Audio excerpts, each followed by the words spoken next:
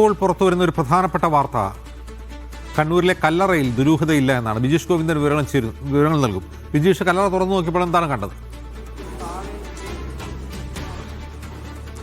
അജിംസ, ഇതിനകത്ത് വലിയ തരത്തിലുള്ള ദുരൂഹത കഴിഞ്ഞ കുറച്ച് ദിവസങ്ങളായി മാധ്യമങ്ങളിൽ വലിയ തരത്തിൽ വാർത്ത ഉണ്ടായിരുന്ന സംഭവത്തിനകത്ത് ഇപ്പോൾ ഒരു ക്ലാരിറ്റി വന്നിരിക്കുന്നു. ഈ കല്ലറയിൽ 38-ാം നമ്പർ കല്ലറയിൽ 2 മൃതദേഹങ്ങൾ മാത്രമേ ഉള്ളൂ എന്നുള്ളതാണ് പോലീസ് കണ്ടെത്തിയിരിക്കുന്നത്. കല്ലറ തുറന്നു പരിശോധിക്കുന്ന നടപടികൾ 10:30 ആരംഭിച്ചിരുന്നു. ഇപ്പോൾ 10:22 ആകുന്ന ഘട്ടത്തിൽ ഇപ്പോൾ പോലീസിൽ നിന്ന് നമുക്ക് ലഭ്യമായിരിക്കുന്ന വിവരം 2 മൃതദേഹങ്ങൾ മാത്രമാണുള്ളത്.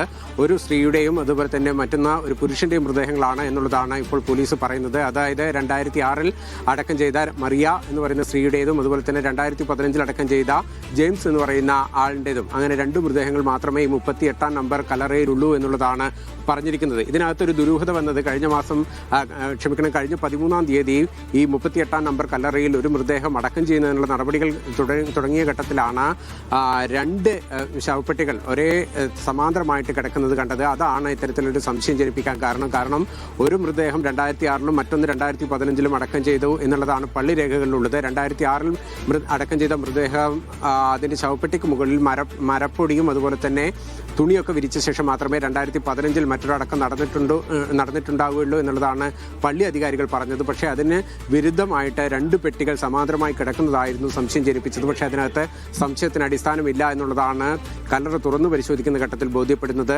ഈ പെട്ടി ഏതെങ്കിലും തരത്തിൽ ചെരിഞ്ഞു വീണതോ അല്ലെങ്കിൽ അതിനകത്തുള്ള സാധനങ്ങൾ പുറത്തേക്ക് വീണതോ ആകാമെന്നുള്ള വിലയിരുത്തലാണ് പോലീസ് എത്തിയിരിക്കുന്നത്.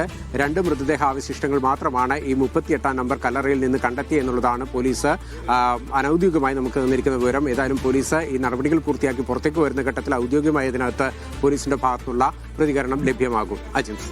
ശരി, ബിജീഷ് ഗോവിന്ദനാണ് വിവരങ്ങൾ നൽകിയത്. ഏറെ ദുരൂഹത വളർത്തിയ ഒരു സംഭവമായിരുന്നു. ഈ കല്ലറയ്ക്കകത്ത് 3ാമതൊരു മൃതദേഹമുണ്ട് എന്ന സംശയം ഇപ്പോൾ അത് സ്ഥിരീകരിച്ചിരിക്കുകയാണ് പോലീസും റവന്യൂ അധികൃതരും ചേർന്ന്. ബിജീഷ് ഗോവിന്ദനാണ് വിവരങ്ങൾ നൽകിയത്.